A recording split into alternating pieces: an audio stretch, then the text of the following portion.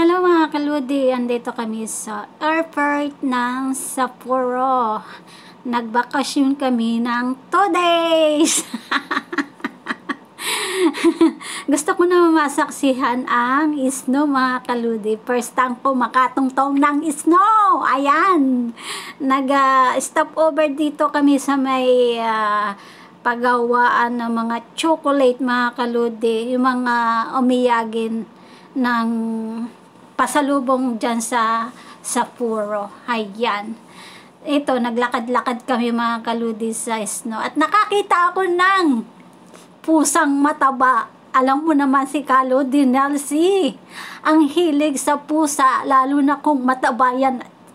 Kasi ang cute nila mga kaludi. Nagtago kaya mga kaludi. Natakot sa aking kakyutan. Ayan, lakad-lakad kami ng asawa ko. Then, hinahanap namin yung bus na sinasakyan namin mga kaludi.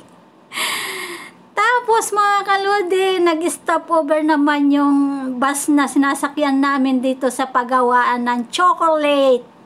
Ayan, o, di ba? Ang ganda ng pagkakagawa. Ang laki kaya ng building na ito mga kaludi.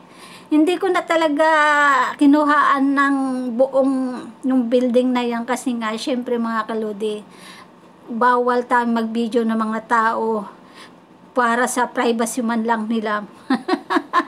Kaya ganyan yung aking video. Pagpasensyahan mo na mga kaludi.